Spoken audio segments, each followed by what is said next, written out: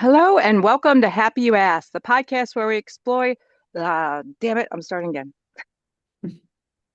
That's what I mean. Okay, one more time.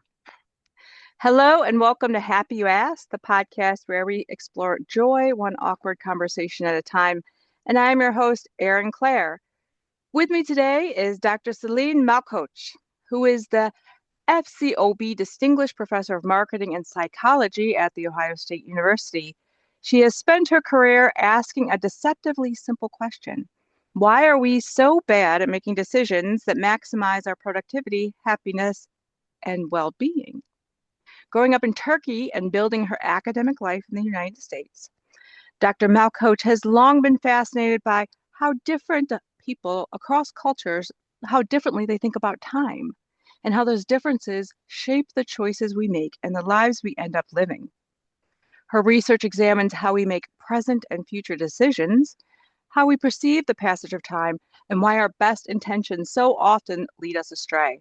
More recently, she's been studying how the politicalization of everyday consumer choices affect our well being and what it might take to depoliticize them. Dr. Malkoch's work has appeared in the top journals in marketing, psychology, and decision making, and she is the recipient of several prestigious awards in her field. Her research has a way of traveling beyond the academy, too. It's been covered by the New York Times, the Wall Street Journal, the Atlantic, and many other outlets. And she has given a TEDx talk on time and happiness, co chaired major conferences for the Society of Consumer Psychology and the Association of Consumer Research, and edited a special journal issue on how the pandemic reshaped consumer life. Dr. Malkoch, welcome to Happy You Asked. I'm so glad you're here. Well, thank you for having me, and thanks for that very generous introduction. Yes, everybody gets the same first question. What is your definition of happiness? And you saved the hardest for the first, I suppose. Always. And then the cake after this. Uh, I I think it is very hard to define what happiness is, not the least because it's person specific, right? So what creates happiness for me is not going to be what's going to be creating happiness for you. So I think happiness is in its most basic and most complicated definition is living the life that you want to live. But Mm, therein lies the problem because we know from a lot of work that we are very bad at predicting what will make us happy and what we actually want. And that's kind of that tension is what I study a lot. And mm, I define it more or less as living my days, weeks, and months in a way that I don't regret up to the fact. If I can mm. actually look back and still be happy with the majority of the choices that I made and majority ways in which I spent my time, then I say I did a pretty good job and I'm happy. But it's only one way of looking at happiness, and I think it's very difficult to define. Now, has this definition changed for you over time?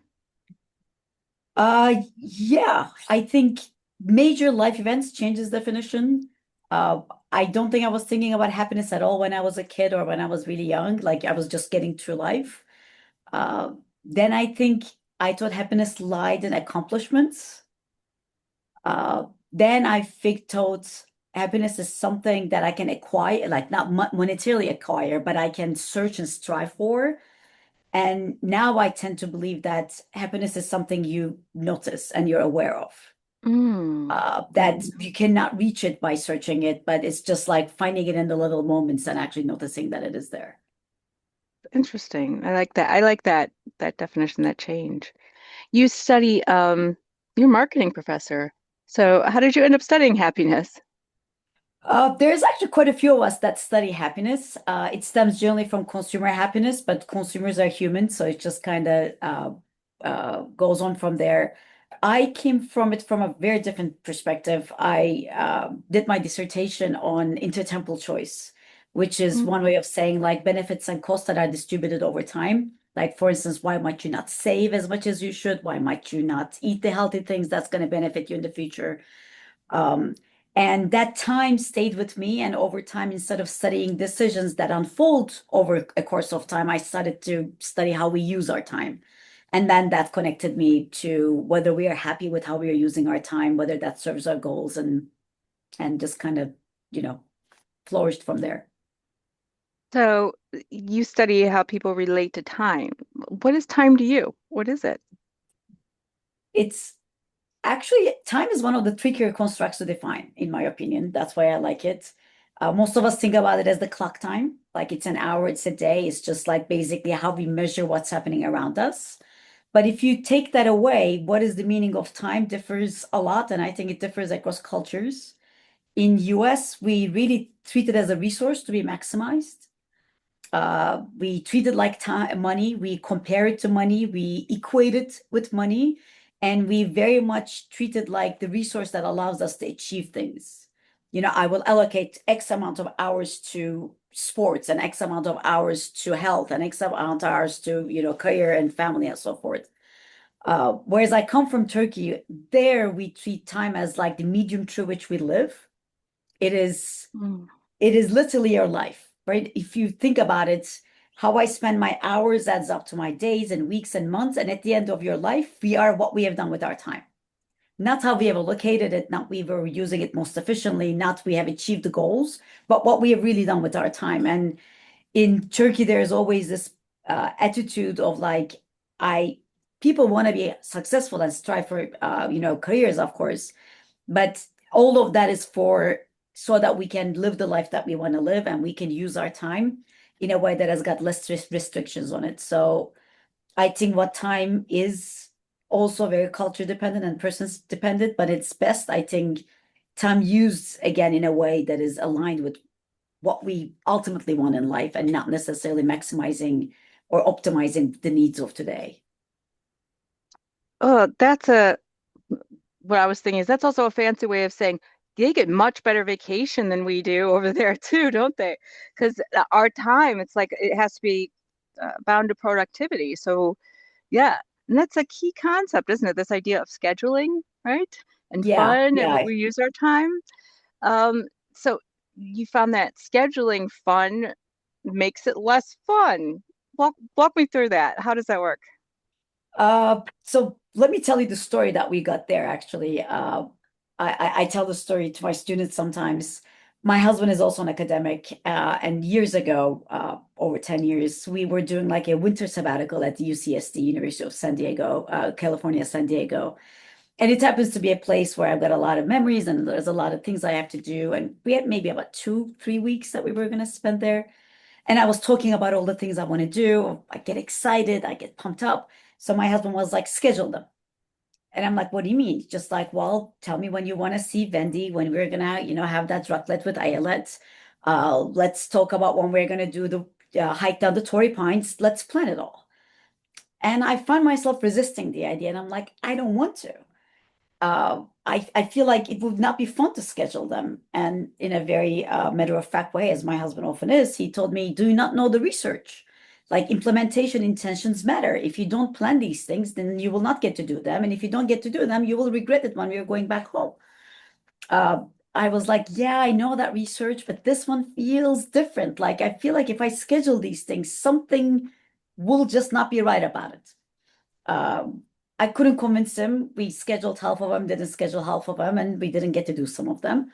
But it stuck with me. So I came back back then to St. Louis, and a doctoral student of mine, Gabby Toniero, who's now a professor at Rutgers. I talked to her and I said, Gabby, this is what happened to me. Does it resonate with you? Like, am I the only freak that thinks that scheduling these fun things will make it feel like an obligation? Or do I have at least another freak in my hand so we can look for others that maybe this is a phenomena? So she's like, no, I totally buy it. I feel the same. So she and I set out to study whether this was really a thing. And it turns out, a good chunk of people actually do think that scheduling leisure robs some of its enjoyment. It makes it more bounded, it makes it too structured. And it takes what leisure should be like, which is more free flowing and spontaneous. So that was like honestly one of the first pieces of paper that I've done about time consumption, and everything spun from there. So what do we do instead if we don't, So the schedule that? solution we found was what we called roughly scheduling things. So instead of strictly scheduling, saying like I'm going to meet a friend at 7 p.m., it turns out if you can take some of that structure out and say like after work, after dinner for happy hour, or I'm going to meet someone on Saturday afternoon. those seem to impose less boundaries. And when it doesn't impose less boundaries, it basically takes all that frustration and stress out of obeying to those structures a little bit less. And as an Mm. outcome, we do not only that we do not stress right before it, but we do not construe that as an obligation because it has got more flexibility built in. So what I'm hearing is I am the opposite of you in this way. So I'm like, oh Which my is gosh, you're giving some me people such are. anxiety right now. I'm like, oh my gosh, because okay, say like I'm going back, to see my mom, and I every trip I want to visit my friend, my childhood friend. But to me, it's like if we don't schedule not just like Friday afternoon or whatever, but at this time, then I feel like that's not going to happen, and that's a task in the back of my head that I have to think about. Is there some other way that I can reframe that? I don't want the anxiety either way. I mean, I'll have it for something else, but I prefer it not for this. Yeah. And you know how we work in research, right? These are like averages that we compare, meaning that one size never fits all. There's always individual difference moderators out there. And I think I've got sister-in-laws that are very similar to you, that just if they do not actually know that it's happening and when it's happening, they cannot relax. And for those people, I wouldn't say don't plan because I don't think this is necessarily uh, a good idea to basically, if it's going to cause more stress than good, there is no point in giving that advice. But I Mhm. also think that you bring up an interesting point because part of, I think, what we are all experiencing as a society, especially in the US, is um, all of us being so busy that there is a worry that if it's not scheduled, it's not going to happen. Mhm. Right? We cannot let it be. We cannot just like let it flow and know that it's going to happen. That's constant sense of like, oh, what if it won't happen because they won't have time, or what if I don't have, is just like, it's just way of living. And I'm like, it's really front center for me right now because my good friends from Turkey are coming to visit. We're going to meet in New York this weekend. And I was forcing them to plan out every minute. And they're just like, Mhm. oh, it's okay, we'll figure that when we come there. And I'm like, no, there are things you want to do in New York. It's large enough of a place. We cannot keep on going up and down and east and west. And all these places you will never get to if you do not make reservations. We have to make them, we have to get around them.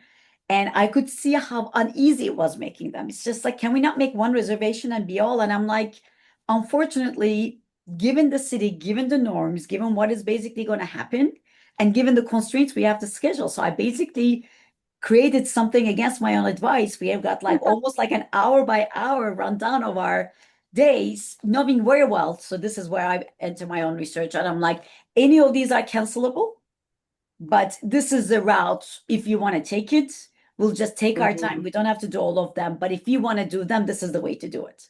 Mhm. But I think there is a big cultural component of it, that business that we all experience and worry, and the norms that drive a lot of the cities, that if you don't schedule it, it will not happen, is just like really one of the big factors that moderates all of this. I think too, there's this idea in the US that leisure time shouldn't exist at all, right? And so if by overscheduling and saying, yes, well, while I'm visiting, I have to do X, Y, Z, I'm not allowing for leisure. I'm allowing for more, go to this, go to that, planning, right? Yeah, and I'm Yes. yeah, with the same doctoral student, years later, we wrote a paper about leisure is wasteful heuristic, where we have identified that a good chunk of people, about 30%, and this holds across different cultures as well, believe that leisure itself is actually wasteful. And we have identified that there are bad consequences to this. Correlationally speaking, people who endorse this belief tend to be more depressed, more anxious. They tend to carry more anxiety with them at clinical levels as well. Uh, in the more obvious ways, they do not seek leisure, and if you give it to them, they resist it. So in the lab, where I don't know if you guys have ever talked about lab studies, but these are participants that come to our lab for 30 minutes. There's really no way of getting out, and they will do tedious studies after study. If you give them a choice between watching something funny versus a documentary, people who think leisure is wasteful will actually pick the documentary over the funny things. But Hmm. more importantly, if we actually make them watch something leisurely, even in a lab setting where they're already being productive, they will enjoy it less. So there is this, Mm. they not only find it wasteful, but they are also unable to enjoy it to a very large extent. And we find it very hard to actually modify that mindset. If people believe it, it's very hard to get it out of them. This One, is it it's interesting because this correlates to another guest I had on who was talking about how you know, this idea of it's also they're less successful overall if they don't take leisure time. Did you find that as well? we have not looked at productivity, but it might very well be the case. And I think my speculation is that there's a bipolar sense to it. I think if you never can take any time to relax, then it eventually brings down your productivity. But if you're able to like have this more manic way of working, like you work a lot and then you play hard, like there's more than one way of taking leisure time for you, but you have to take some time that is just like recuperating. I think over time, otherwise burnout is, many papers have shown that burnout is inevitable and that is just never a good thing. So even if you're successful in the short run, oftentimes you're not in the long run. So if we're thinking about then scheduling, and it's not really applying to the workday where we have to make all these meetings in many ways, but those leisure hours, it's more like just letting them be, rough scheduling, sort of like maybe this afternoon, give or take, right? I Is mean, that what you mean? in an ideal world, yes, but I think that still predicates on other people being able to do the same, Mhm. right? Yeah. The only time I found that beautiful balance, and I people just like look at me weird when I say this, was during the pandemic. We had a bubble of like three, four families, and nobody could schedule anything. It was a given that we all had time. And at any given point in time, we couldn't be at work, we couldn't be doing any other activities. And we knew that they were not hanging out with somebody else because it was a total of three families. In that world, we lived that beautiful spontaneity where like kids could go back and forth. You didn't have to check, you didn't have to plan. But the reality is like for my ideal world of like, let's not plan to work, everybody has to not plan. And given that's not the case, we obviously need to make plans. And I just try to strive for a balance of strictly scheduled and not strictly scheduled. Like some things get in and they're scheduled, and I try to keep other things more flexible and try to also leave some unstructured time for nothing. Like, for us to stumble into a little project with my daughter in the house, not planned, but just like, oh, those frames we meant to hang, let's do that together, and just basically spontaneously run into them in a given day. Yes, and those are the best times. You're like, I might read, I might not, I might do this project. It doesn't really matter because the point is to just be, right? Just Yeah, exist. yeah. Yeah, and isn't that what we're all looking for, right? That feeling of just, oh, I'll exist and do what I want. But I But we, think we're also very bad. Like I've got a few projects trying to untangle that as well, because especially in the US, we are so bad at knowing how to use small pieces of time. Mm. Like I think we have an idea that if I had a full weekend, I could take a day trip somewhere. Or if you had like 6 hours, you could go see a movie. But if you have an hour in your hands out of nowhere, we basically don't know what to do with it because we do not have these pleasurable little things built into our lives and we are not very good at discovering them. So what do we do? When you find that hour in your hand, you do your chores, you answer your emails, you actually do the things you have to do, thinking that maybe that will open up time into the future, but time doesn't work that way. If you have that hour and you just wasted it on running your errands, now you don't have that hour. And it oftentimes doesn't give you an hour in the afternoon either. And we do not have those like things that we do naturally. Again, I compare to my friends in Turkey where if they find that hour, they'll be just like, let's go by the sea, let's take a walk. That would be just like, and they will run into someone, right? They will leave the house, they'll go down to a cafe and they will find something. They'll call a friend and they'll say just like, hey, I've got just an half an hour. Do you want to go to that shop with me that we wanted to do? These are more natural communal experiences that takes advantage of small periods of time, like half an hour, 2 hours, where oftentimes I feel like in US we don't know how to use. It goes to watching something, it goes to scrolling on your phone, it goes to, emptying the dishwasher and putting down the laundry, but it doesn't go down to, hey, let me put my joggers on and go to the cafe down the, street and like get me a croissant and a coffee. Yeah, something more enjoyable, right? Something we would actually enjoy. Yeah, you're Uh, exactly right. I mean, I'm guilty of that. It's like, well, I got an hour, I'll wait instead of just doing something I would enjoy instead. And I Excellent think there's point. part of it's guilt, part of it is like those like we are so focused on using a piece of time productively. We so don't Mhm. want to regret it. We actually do things that we regret at the end of the day. We are trying to optimize it. We're trying to find the best thing possible. And just taking a walk doesn't feel like a good enough thing. So I might as well use it for, answering the emails. Mhm. Yeah. So, and that's related to this idea of time perception that you've talked about, that if we feel we have something else afterward, that makes it feel shorter, right? The time shorter. Can you explain Yeah. that? So this is really a psychophysical phenomena that has like psychological manifestations. But just like a, object that we can see feels nearer, what we find is that events that are upcoming in the temporal horizon also feel closer and they feel as such less sufficient. So this project started again with the same doctoral student. I've done a lot of work with her 10 or so years ago, where she was one day observing that we were going to the seminar series for our research seminars, and we had 15 minutes before to grab something, coffee or go to the bathroom and so forth. And we were just going to talk about the design. And she was like, "Oh, I cannot talk about that design. We have only 15 minutes." I'm like, "Okay." And she basically ran off there and she's like, "I don't have time for anything." And she went to the meeting directly. And then there was another day, we had again a 15 minutes to talk about the design. But in that 15 minutes of design, we actually were more than able to talk it in 10 minutes and then even have 5 extra minutes. And we didn't feel that pressure. So she says, Mhm. started to look at this notion of like, is something coming up, like a marker in my day, hour, week, whatever that is, actually makes it feel like time leading up to it feels more contracted and feels more insufficient to do things. So Mhm. we then demonstrated it over and over again.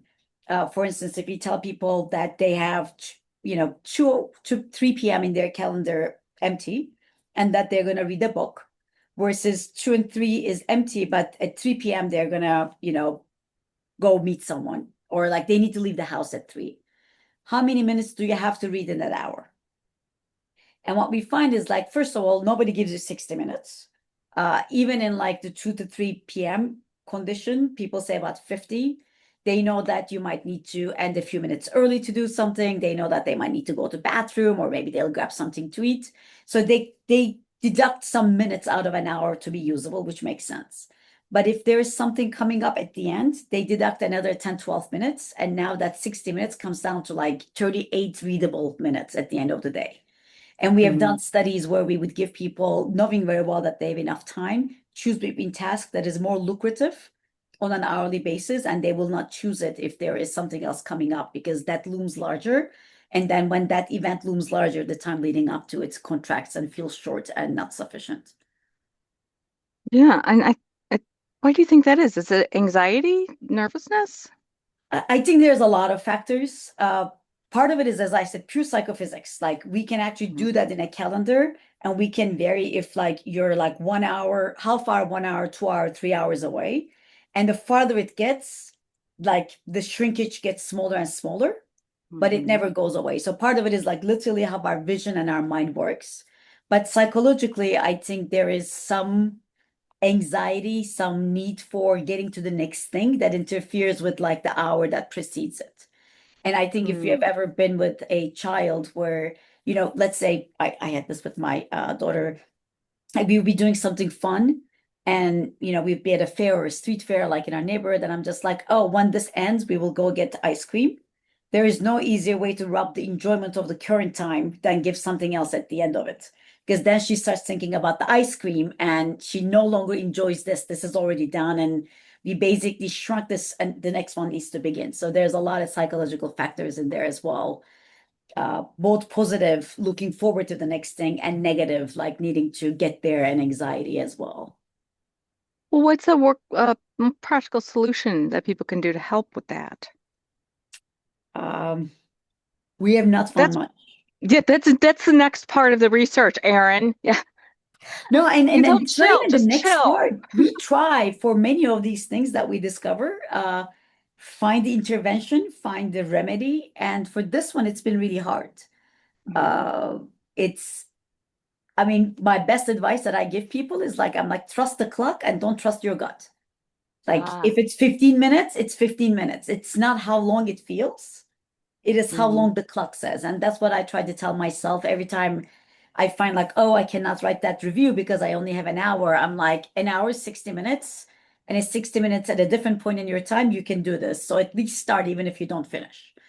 yeah. So the best advice I have is to trust the clock. But I know it's a very abstract argument. So it's But not it's really true. true. I mean, But it's true. yeah, yeah. So if someone right now who's listening is a chronic overscheduler who feels guilty about leisure, what's the first thing that you tell that person? I would tell them to take off things uh, and many things. Um, it's we are currently trying to work on the notion of overcommitment and trying to define what it means and how it manifests itself. Because I think we overcommit for a lot of reasons. We want to do a lot of things. We want to be busy. Business feels actually good. We don't like to be idle. Idleness feels bad. And if you don't are not busy, you might fall idle, right? We have a fear of missing out on things. We have guilt for not doing certain things. So there's like a lot of external reasons why we put a lot on our calendars and on our lives. Uh, but very few of them are the things that we really want to do. And I work with my children on that. I'm like, you have to do the things that you want to do and not the things that you feel guilty for or you just feel like you have to do. It doesn't mean that life is free of those things. Obviously, they will creep in and they have to. We live in a society, we live in a social world. We have responsibilities. We are not only, hedonic beings. We just basically need to be meaningful and productive as well. But it is a good exercise to kind of think what would be left if I took all the responsibilities and obligations and everything that I feel like I should do out and only leave what I want in.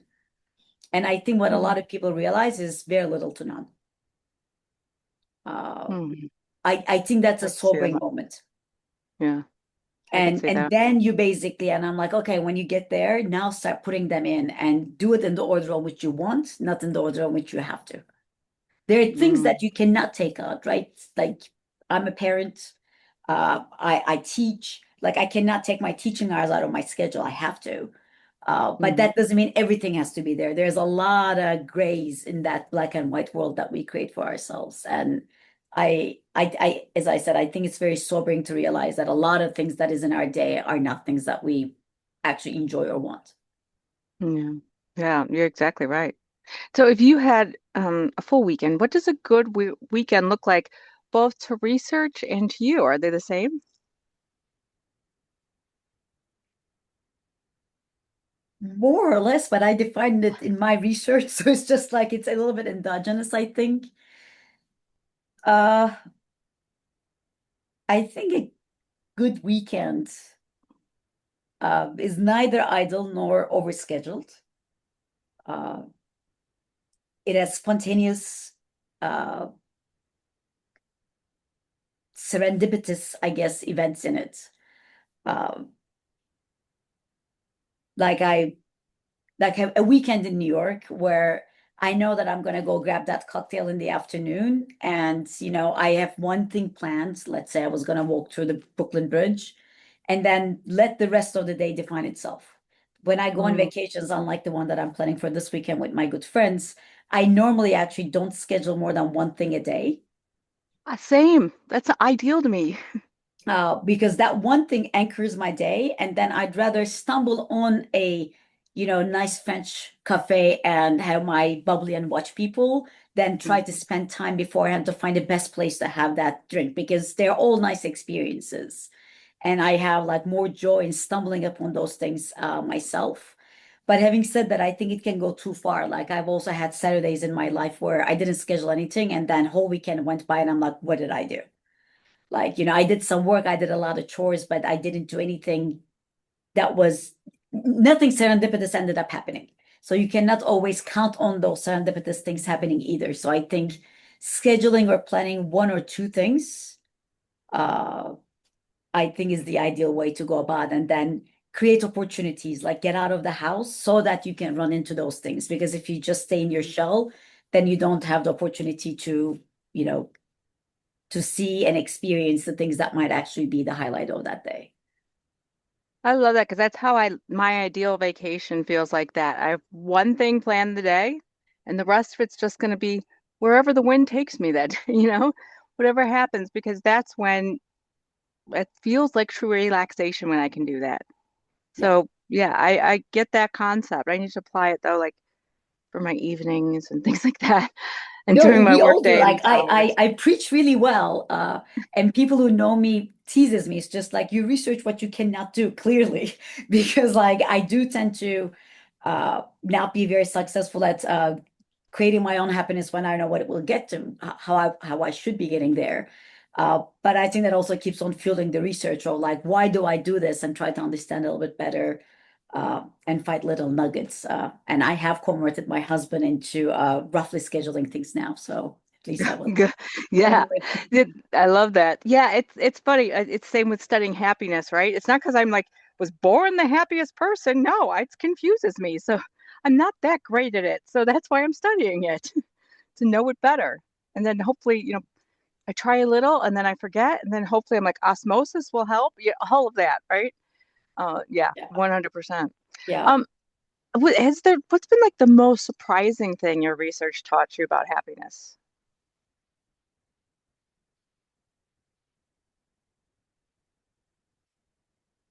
I don't know. I think how hard it is to define, understand, and achieve uh, Yeah. everything that we're talking about.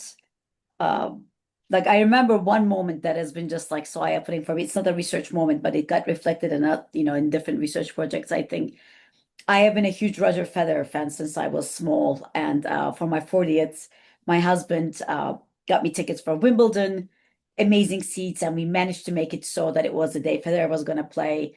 I remember getting on center stage, sitting there, and I'm like, take it in, take it in, take it in, realize where you're at. Like this is a one time in a lifetime thing. Like Mirka Federer is sitting like 4 rows in front of me. Look at what you're living. And the harder I tried to enjoy it, the less I could enjoy it.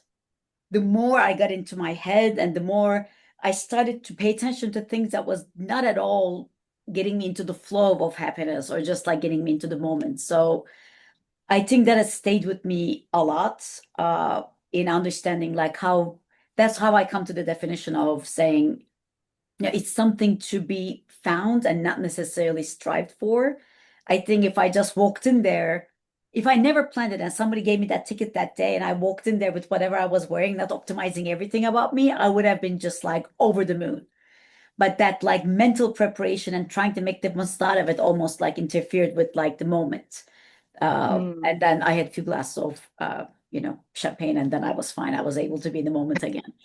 Uh, Yeah, woman after my own heart. Be like, I'll fix this. It'll be fine. Couple yeah. glasses of champagne, and I feel Well, that a glass exactly of right. champagne and a beautiful British day is just like what else? Yeah, it's fine. What am I worried about, right? Uh, Exactly. Which is that but moment sometimes, and it could be champagne, it could be a mind, just a perspective shift, whatever you need. But gosh, it's critical. yeah, So yeah. critical. So I think that that's like one big thing. And I think in terms of research, I'm baffled. And we know this from effective misforecasting literature on a lot of domains, but looking into time use, how people say what they want in life and then what they do in life, what a mismatch that is. Yeah. Like in the same study to the same people, I can ask, if you have extra time today, what will you do? And then I can tell, imagine you have an hour today. Tell me exactly what you will do. Like now it's in a context, not abstract, but like specific. They will tell me that they want it for, personal stuff and social things. And then they will tell me that they'll use it for answering emails. Uh, Hmm. because when I Well, tell you none of it's us like those 4 to emails. 5 p.m. today, they don't know what social thing they can do. This goes back to not being able to use those small chunks of time. So, and how I think a new pet peeve that I'm working on several different projects is like how we complain about being busy, but attribute that to external forces and not realize how we are making ourselves busy by putting Mm. things into our lives. That's like another consistent thing that I've been finding, and now we are basically turning it into like some publishable empirical work.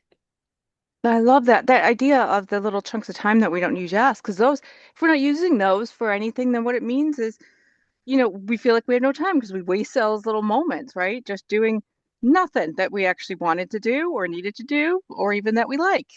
Yeah. Yeah, my Yeah. my students were doing a project this semester, and one few of them were doing it on Netflix. And their solution to Netflix losing market share to like TikToks of this world was to introduce more useless content. Mm. They're like, because Netflix, you have to go at least for a half hour to watch something, and that's just too long. Nobody wants to commit to it. So if they have like things that can fit into a minute or two, they would actually bring people in. And me studying time, I'm mortified. I'm like, I understand why you think that's a good idea, but like you're gonna take like at least watching something is not that meaningful in and of itself, but it's more meaningful than like scrolling through what is happening in other people's life. You're gonna turn that into this too. Like I Yeah. was, but Yeah, that's not the solution. Oh, yeah, I'm with you on that. 100%. So we're coming close to the end. I only have a couple more questions for you.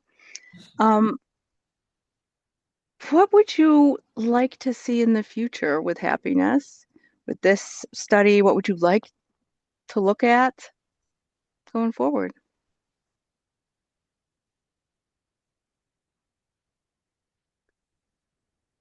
I think I'll go back to what I was saying just a minute before, and I would love to see all of us realizing that we contribute to our happiness and unhappiness as much Mm, as the environment, especially when it comes to time use. I hear a lot of people, especially younger people, putting the blame on society, putting the blame on, their jobs or schoolwork and so forth. And even for those who talk about job and schoolwork, I'm like, if you don't want it, don't do it. Get a different job. Like we have choices in life. And I think this like I want to have my cake and eat it too mentality of like I want to achieve everything all at once is us basically doing things that makes us unhappy. And I mhm, think a lot of us, a lot of the younger people especially either don't want to make choices, hard choices, or they don't want to live the consequences of those choices. And I would love mhm. them to see making mindful choices and then accepting and owning those choices and knowing that they are actually making this happen as much as the world. Uh, Yeah, I, I'm very worried about this whole external attribution of not taking responsibility of things happening to us in our own life, because I don't think that can take people to anywhere good. And I feel like we created this generation. COVID didn't help, obviously, but we created this generation of like they feel like the world needs to make them happy. The world needs to be the way that they are so that they can finally be happy, as opposed to realizing that happiness is something that you co-create and co-alter. That it's just like you take an active part in it. So I would love that to be a little bit more known and practiced, I think. excellent, fantastic advice. Here, I agree. And last is actually my favorite question. You get to add a song to the Happy You Ask playlist, any song you would like. What song would you like to add? Uh, God, this is a very obscure song. It's called Dance With Me. By Uh, whom? Hold on, I'll tell you. I prepared this for you because I knew this was coming. It's Marietta Fafori. I will send it to you. It's like it brings me to my favorite thing being at like beach town and that Mm. lighthearted feel. It just gives me that, you know, feeling of just like lighthearted for one reason or the other. So whenever I'm feeling anxious, I go to that song and it just makes me feel a bit happier. So I'll send it to you so I that we love can that. have that. And I love learning a new song, and especially give yourself that little leisure moment as a reminder when you listen to that song. Just chill. You can just do something nice right now. Let's go Yeah. for a And walk. sometimes listening to that song and just like, gliding right and left is all you need to be happy. Like that just is more so than many other things you could do that day. That's one of my favorite uses of leisure time, in fact, dancing around my house, just listening to music. One of Right? my favorite things to do. Yeah. And This has been yeah, an absolute joy to talk to you. Your research makes so much sense. So much sense. Thank you for doing it very, very much. It's incredible. Well, thank you for being interested in it and spreading the word so maybe it can help some more people out there. That's exactly right. It has been an honor and a pleasure. And thank you for everyone for listening or watching. And until next time, bye.